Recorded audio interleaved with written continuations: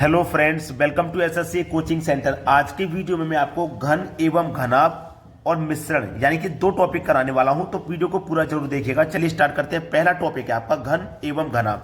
प्रश्न क्या है, एक 18 सेंटीमीटर के ठोस घन से यदि 3 सेंटीमीटर के छोटे छोटे घन बनाए जाएं तो कुल कितने घन बनेंगे। तो n बराबर यहाँ पे आप कैसे निकालोगे, n का मान ही तो निकालना है। तो आपके पास ठोस घन कितना है, 18। ठोस घन कितना है आपके पास, 18। और हमें बनाने कितने के, 3 के। भाई 3 के ही तो बनाने हैं। अब हमारे पास 18 सेंटीमीटर का ठोस एक घन है। घन का मतलब क्या होता है, घन का मतलब होता है क्यूब, आप जानते होंगे।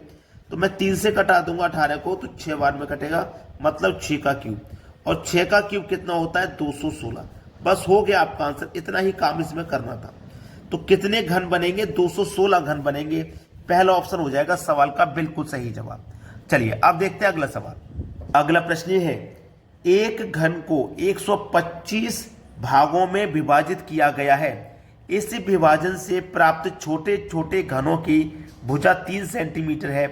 बड़े घन की भुजा क्या होगी, भुजा बतानी है। तो n बराबर 3, 125। अब देखिएगा, 101 घन को 125 भागों में बांटना है ना, तो 125 का हम क्यूब रूट निकालेंगे तो ये 5 हो जाएगा। ठीक है, बड़े घन की भुजा, बड़े घन की भुजा बराबर क्या होता है, n इंटू छोटे घन की भुजा। लिख देता हूं, छोटे घन की भुजा, छोटे घन की भुजा। ठीक है, अब देखो n का मान आपको पता है 5 निकल के आया, इंटू छोटे घन की भुजा। छोटे घन की भुजा आपके पास 3 है, तो 5 का गुना 3 से कर दोगे तो कितना हो जाएगा, 15 सेंटीमीटर। ठीक है, क्योंकि सेंटीमीटर में है। ये आपके सवाल का सही जवाब हो गया 15, यानी कि डी ऑप्शन बिल्कुल सही आंसर हो जाएगा। अब देखते हैं अगला सवाल। अगला प्रश्न है, 1 सेंटीमीटर भुजा के 64 घनों को सजाकर एक बड़ा घन तैयार किया गया। इस व्यवस्था में कितने घन ऐसे होंगे जिनकी कोई भी सतह बाहर से नहीं दिखाई देगी। बहुत बढ़िया सवाल है। तो n बराबर आपको क्या करना है, 64 का क्यूब रूट निकालना है। 64 का क्यूब रूट निकालेंगे 4 हो जाएगा। ठीक है ना, तो n माइनस 2 का आपको क्या करना है, होल क्यूब बराबर 4 माइनस 2 का होल क्यूब बराबर 2 का क्यूब बराबर 8। ये आपके सवाल का हो गया आंसर 8, डी ऑप्शन बिल्कुल सही।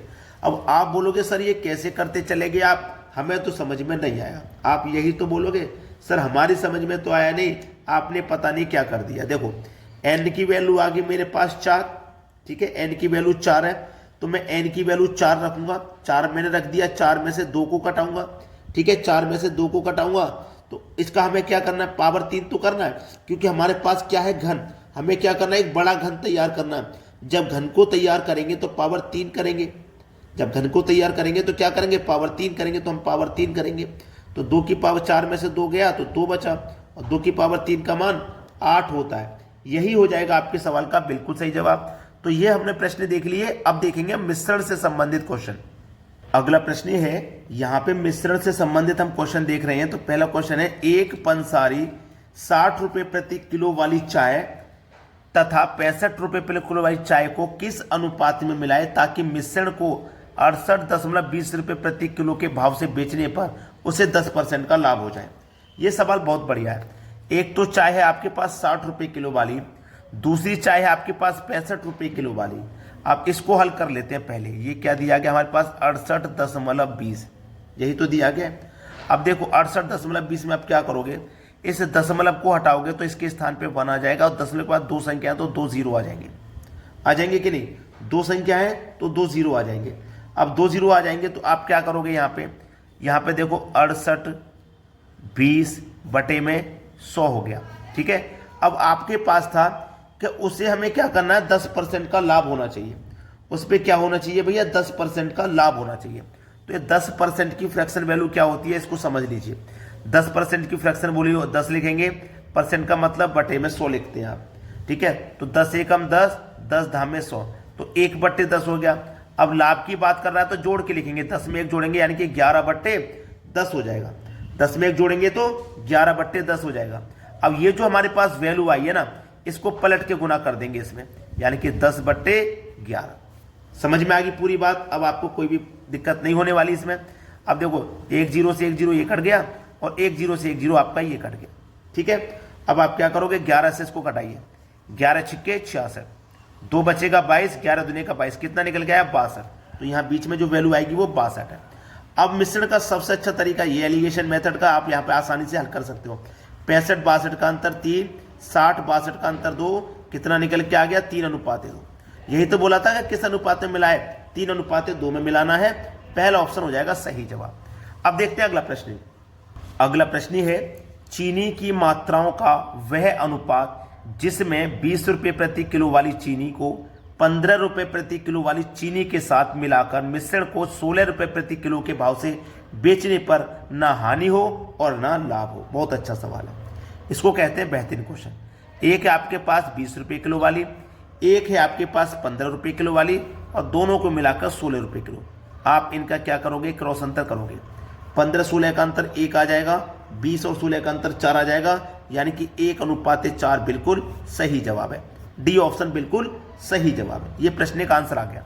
अब देखते हैं अगला सवाल। अगला प्रश्न है 6.20 रुपये प्रति किलो वाले चावल और 7.20 रुपये प्रति किलो वाले चावल को किस अनुपात में मिलाया जाए कि मिश्रण का भाव 6.50 रुपये हो जाए। एक तो है 6.20 वाला, एक है 7.20 वाला, दोनों को मिलाकर के है 6.50 वाला। यहाँ पे अगर आप इनका क्रॉस अंतर आसानी से कर सकते हो। ठीक है, ये 7 रुपये 20 पैसा है, ये 6 रुपये 50 पैसा है। दोनों का अगर आप अंतर यहाँ पे करोगे तो 70 पैसा निकल के आ जाएगा। 6 रुपये 20 और 6 रुपये 50 का अंतर आप करोगे तो 10.30 निकल के आ जाएगा। इससे पहले 0 लगा सकते हो। ठीक है, अब मैं यहाँ पे देखो 0 से अगर ये 0 घटा दूं तो मेरे पास 7:3 निकल के नहीं आ जाएगा। 7:3 देख लो किस ऑप्शन में मिलेगा, 7:3 बी ऑप्शन में मिल जाएगा। ये बिल्कुल सही जवाब है। सभी को समझ में आ गया। अब देखते हैं अगला प्रश्न। अगला प्रश्न है एक व्यापारी 50 किलो चीनी का कुछ लागत 8% लाभ पर, कुछ लागत 8% लाभ पर तथा शेष 18% लाभ पर, जो शेष बचा हुआ है उसे 18% लाभ पर बेचता है और उसका औसत 14% है।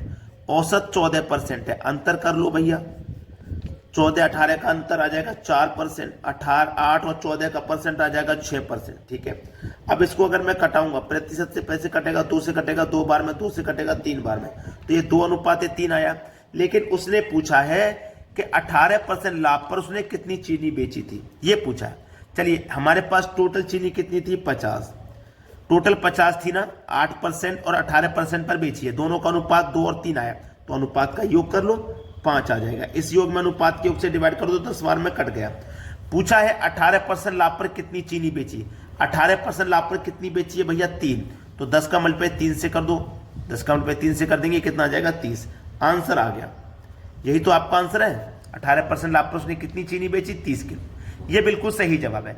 अगर आपने वीडियो को लाइक नहीं किया तो लाइक कर देना, और यदि शेयर नहीं किया तो भैया शेयर कर देना। ठीक है दोस्तों, धन्यवाद।